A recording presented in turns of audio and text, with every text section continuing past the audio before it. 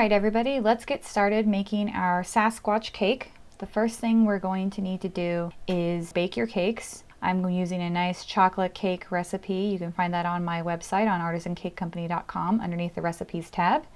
And I'm going to torte our cakes, and that basically means we're going to level off the top with a knife, and then we're going to evenly cut through the center of each cake and fill it with something like buttercream or some kind of filling. So I'm actually using a delicious German chocolate filling made from scratch, and oh my god, it's so good. I definitely ate the leftovers, not gonna lie. And you can also find that recipe on my website, artisancakecompany.com, in the recipe section. Imagine that. So torte your cakes, fill generously with our delicious German chocolate filling, or you can use buttercream or whatever filling that you want to use. I tend to do this with chilled cakes that have been baked off and then put into the refrigerator for, a couple hours until they are nicely chilled and cold so that they're easy to torte and handle while we're doing the stacking process. We're applying our second layer of the German chocolate filling. Apply 1/2 of the second torted cake to the top of your German chocolate, and then the last piece of our cake we're actually going to cut into like a moon shape. And this is going to act as our hillside for behind the Sasquatch. So you're just going to basically make 2 little moon shapes, and then lucky you, that little leftover piece you get to eat with some leftover German chocolate. So after you've got all of your German chocolate filled in the cake, then you're going to take some Swiss meringue buttercream or whatever buttercream you like to use, and we're going to apply a nice generous crumb coat all over the cake, filling in all of the crevices and cracks, and smoothing out any of the German chocolate that might be poking out. And then we're going to place this into the refrigerator for at least a few hours or overnight. That's what I prefer, so that the whole cake is nice and firm and ready to be decorated tomorrow. So while our cake is chilling, we're going to start making our Sasquatch topper. And I'm going to be using some foam, as usual when I make my toppers, and a piece of my anodized wire, which all of these supplies you can find on my Amazon store if you're wondering what kind of wire and stuff that I use. And we're going to shape his legs kind of individually, and one's going to be slightly curved forward and the second one is going to be slightly curved back, and he's supposed to look like he's skiing. So, I kind of looked in the mirror actually and kind of looked to see how my legs look when I'm skiing. So one's kind of front and one's kind of back. And then he's a pretty wide guy, he's not a skinny Sasquatch. So I made sure and made his upper body wires not completely touching and just attached them together with a little bit of our masking tape, non-toxic masking tape, so that he is got some girth to him. And then I'm going to apply a little bit of tin foil to the center and wrap that around, and then secure it with some more of our tape, and that will give his body the girth that we're looking for without having to waste a ton of our chocolate. So to start building up his body, I'm going to use Sweet-tastic milk chocolate modeling chocolate, and I'm going to start with his feet. I'm just going to wrap it right there around the base of his feet, his leg area. Nice thick legs, because he's kind of like a cartoony Sasquatch. So, he's got kind of like big cartoony legs and kind of like a cartoony face and stuff. It's going to look really cute. And just remember, you can smooth out all of your seams with modeling chocolate with just a little bit of water on your fingertips, or you can use a tool to help smooth it. And if you start getting chocolate built up on your fingers, just dip them in a little bit of water to remove the residue off of your fingers, and that takes care of that. I'm just rolling some little pieces of chocolate to make his toes, because he's a Sasquatch, he's not wearing shoes. So Bigfoot, hello, you got to make some big feet. So I just rolled each one of those little balls into a teardrop shape and then attached them to the front of the foot, and then used my Dresden tool to create basically toenails. And then we're going to basically do the same thing to the other side. But you can see how one of his legs is more forward and the other one is more kind of curved backwards, like he's taking a step.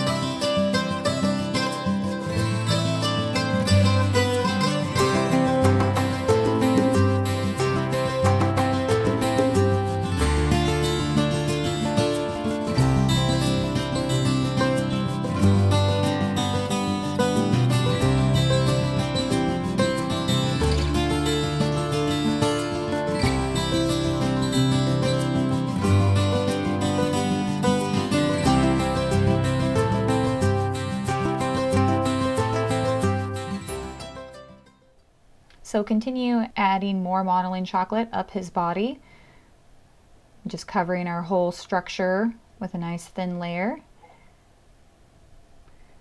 So I think of his body as kind of like a cylinder with the bottom part sort of rounded, and then make sure his upper body where his shoulders are very wide and strong looking, because you know he's Sasquatch, so he's got to be kind of buff and muscular looking, so you don't want to skimp on the bulkiness of his body.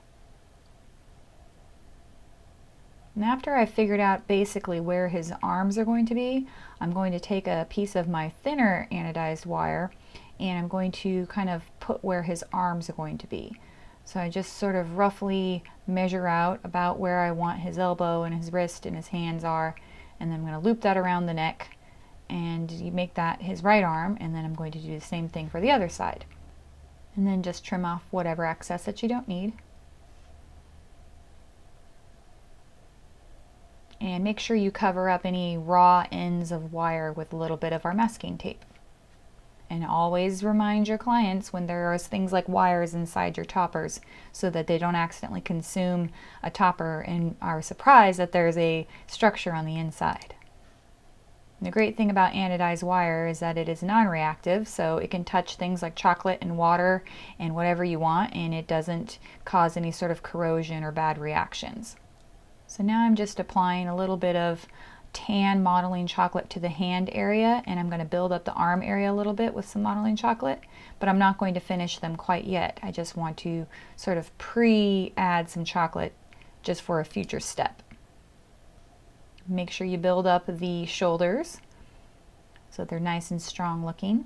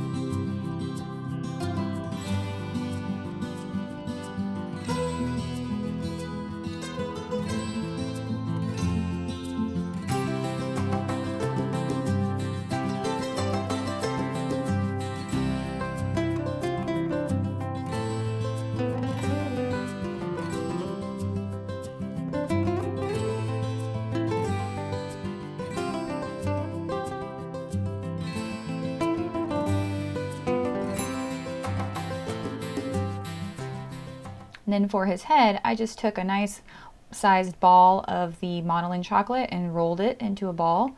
And then I just pushed that over the top of the taped piece of wire and just smoothed down the edges. And I really don't want him to have like a neck. I just kind of want it to be like a big roundish shape that I just smoothed down the front and the back. And that's just going to kind of blend seamlessly into his body. And remember to just use the water or the shortening to smooth out those edges. So to create his face, I'm going to take my finger and basically create a heart shape on the front of him. I'm just going to impress the space where his face is going to be with my fingers and a ball tool, and then take some more of our tan modeling chocolate, which is just white with a little bit of brown added to it, and I'm just going to press that into the indentation that we created and smooth out the seam. And because this Sasquatch is for a couple, I just thought it would be cute if his face looked a little bit like a heart. And I think it just kind of adds to the cute factor overall of this Sasquatch. So here we have our Sasquatch with his not so detailed face, but his body is all finished except for his arms, and we're ready to start adding some texture. I'm going to use my modeling tool to just add some kind of like hair texture to his lower legs.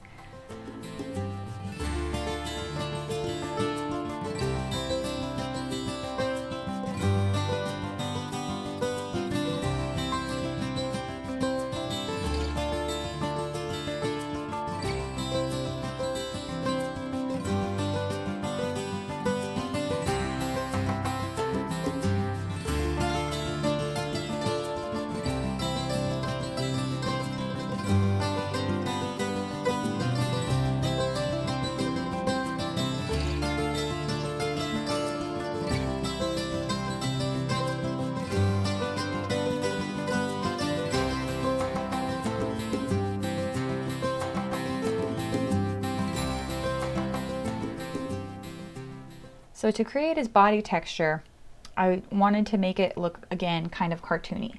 So I decided that I was going to just take little balls of modeling chocolate and just kind of create them into sort of ovals and then flatten them onto the figure, starting at the bottom and then working my way up to the top, because this will look like fur, but kind of like a cute version of fur.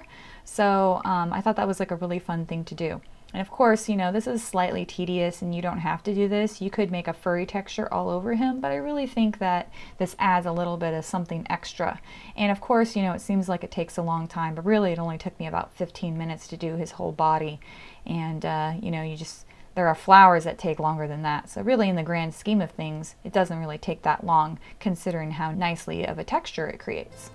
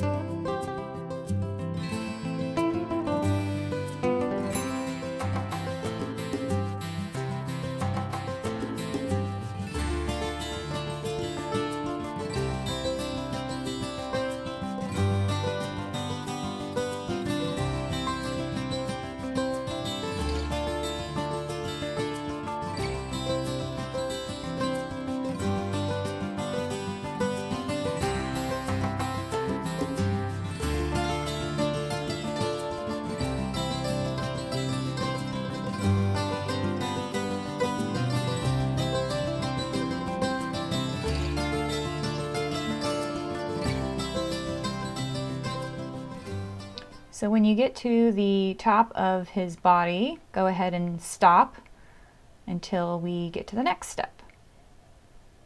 So let's go ahead and create some features in our little Sasquatch's face. I'm going to use my modeling tool to just basically make two little dots for where his corners of his mouth is going to be, and a line.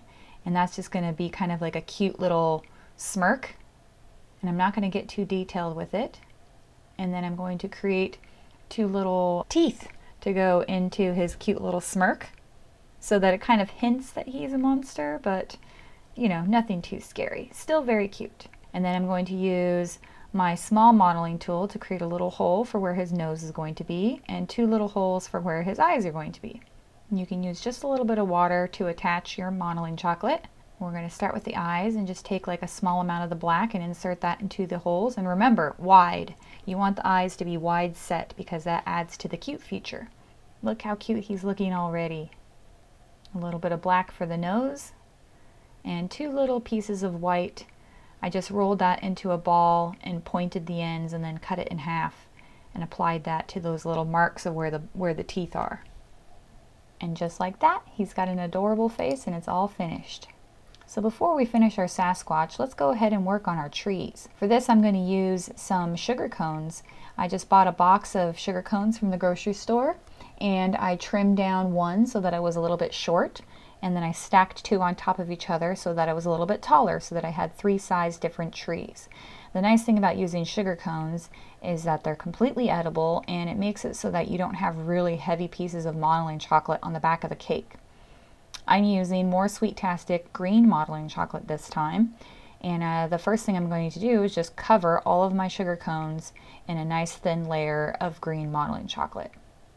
It's going to be a little hard when it first comes out of the container, but just work it little pieces at a time in your hand until it's malleable, but you don't want it to be so soft that it's just melting.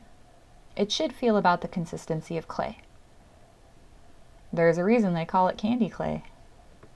So once all of your trees are covered, we're going to start rolling out long skinny ropes of green, and these are going to create the boughs of the tree. And it's going to be kind of a simplified version of a tree, but it's very effective and matches the style of our cake, which is not realistic, it's more cartoony. So after you roll out your long piece of modeling chocolate, you cut them into some little pieces, and then you start attaching them to the tree and kind of pinching the bottom, and then you sort of bend them upwards to create a bow. And then you create another layer right on top of that, and it's like the second bow. And it just creates this really cool, really nice kind of cartoony tree effect.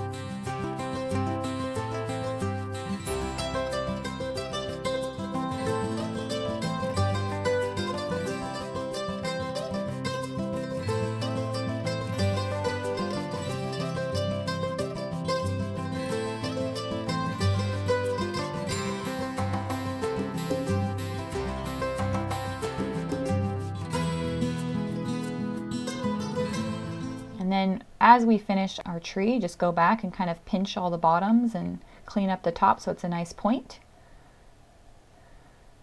And repeat with the other two trees. So now let's finish our cake. It's been chilling in the fridge and the buttercream is nice and firm. And I'm going to just apply another layer of buttercream all over the whole thing so that there's a nice delicious layer of buttercream underneath the fondant so that it tastes really yummy. We're not going to worry too much about this buttercream being super smooth because it's supposed to look like a hill. So I don't really care if my edges are rounded. I'm not really going for a super sharp edged clean look. I'm looking for a more rounded cartoony look. So I'm just using my offset spatula to just cover the whole thing. I'm going to smooth out any major bumps. And now I'm going to roll out some of my blue fondant as the base of our hill. And it's supposed to look like ice, so I decided to go with blue. So the idea is he's skiing on a slope of snow. And I could have just gone with all white, but I just thought blue was a nice touch of, difference in color, but still kind of said ice. Now, you'll notice a few little pock marks in this fondant. It's because it's old and it's kind of drying out a little bit, and I could have made some fresh blue fondant to use for this cake, but I only needed a small little piece, and I knew that I was going to be covering the top with some fresh white fondant to cover up those little pock marks. So if your fondant is doing the same thing and you have little tears and stuff around the corners, that can happen when your fondant dries out. And if you combine it with some fresh fondant, that will help with those pock marks, and also warming it up and kneading it really well will help with that. But if you're going to end up covering it, then who cares? So I've just rolled out my blue fondant nice and thin. I applied it over the top of our hill, and I'm just working out all of the ruffles carefully with my hands and smoothing them down by just gently pulling the ruffles, kind of like pulling them outwards and then pushing them flat against the cake. And then use a fondant smoother to buff out any wrinkles and imperfections around the base. And don't worry too much about the top because we're going to cover that with white, like I said. And use an X-Acto knife or a pin to work out any bubbles that might have been trapped in that little lip that's created between the top of the cake and the back of the cake. So let's go ahead and roll out our white fondant. We're going to just roll out a nice thin piece of the white and coat the top of our cake with just a little bit of vegetable shortening to make the white stick. Again, getting rid of any bubbles that might have formed. And just kind of a couple inches down the top of the cake is all you really need for the white fondant to reach. So don't worry about covering the whole cake from top to bottom with the white. Now we're going to use something called a disposable scalpel. And the reason I'm using this is because I really want a nice sharp blade to cut sort of this curved line that's going to basically be the snow. And if we were using an old blade, then it tends to stick and kind of pull and doesn't look so pretty. So I really love these disposable scalpels for this because you can just use them a couple times and then throw them away, and they're really inexpensive. So now we have our cool snow cap, and you see how clean and pretty that looks? You'd never know that there was a little bit of cracked fondant underneath of there. So now we're going to make some skis for Mr. Sasquatch. I'm using just some red fondant that I had on hand that had some Tylose in it, so it's really stiff already. You don't have to use fondant, you could use more modeling chocolate, but this is just what I had on hand. So I'm going to go ahead and roll this out into probably 4 or 5 inches. Cut 2 long strips, and then I'm going to round off the tips, and that's going to be our skis. I'm just using a small little ball of fondant to hold up the front because, you know, ski fronts are curved, so I just want this to dry with a little bit of a curve to it. And then of course I'll take those off before it goes to the client. And then we're taking our Sasquatch and just putting him right there on top of the skis. I just wanted to kind of place him on there first to see what his position was, and I needed to move my skis around a little bit. If he's sinking into your cake because he's real heavy, then just take a straw and push that into the cake where the holes are from the wire. Measure where the top is and trim that to size so that his feet are sitting on top of the straws and he's more supported so he doesn't sink into the cake. But my cake is nice and dense, so I don't have that problem usually. But if you're using a different cake, you might have that issue, and that's how you support a heavy topper, is by putting some straws in there. So I'm just going to roll out a little bit of gray fondant now to just kind of be the straps of his skis. It's just very simple, just rolling out a nice little strip, cutting it to size, and then putting that over his feet. I'm going to be using some caramel apple skewers, which I got at the grocery store, but you could use popsicle sticks or, kebab sticks if that's what you have on hand. But these were just like the perfect size and kind of the perfect thickness. So I basically just took a piece of gray fondant, made it into a circle, put it around the bottom, voila, a ski. Before I attach the ski, I'm going to take a piece of my tan modeling chocolate and form it into a circle. And then I'm going to cut out a little triangle to form his thumb area, and then make 2 cuts to form 3 fingers. I'm going to round those out just a little bit, attach that to his wrist, and then wrap the fingers around the stick to hold the ski. And then just repeat with the other side. So now we have hands holding skis.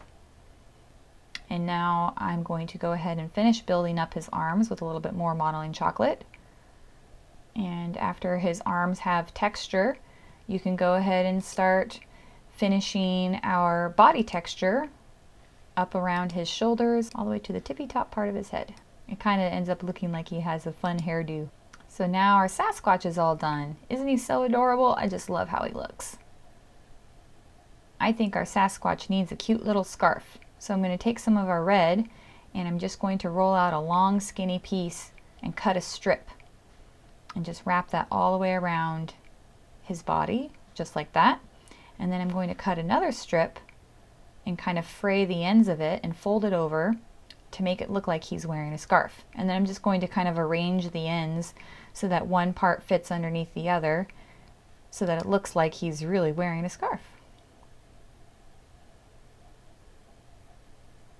So just put the 2 ends underneath the folded part and then fold the top over, and voila! He's got a cute little scarf. To put our trees on the cake, I'm just going to get the fondant a little bit damp with some water and just kind of feel out where I want the different trees to go. I'm going to secure them to the cake by just inserting a cake pop stick into the cake so that it pushes into the top of the ice cream cone, and that kind of just holds them in place so that they don't topple over. And then to make them look like they're out in the snow, I'm just going to take small little bits of our white modeling chocolate and roll them into sort of flat pieces and place them a little bits on the boughs, a little bit on top of the trees, not too much, just here and there. It's not, you don't want to get super detailed with it. Keep with the cartoony look of everything, but it looks like little bits of snow have gathered all over the branches of the trees, and it makes our Sasquatch suddenly feel like he's out in the woods, you know, really skiing through this kind of forest of trees.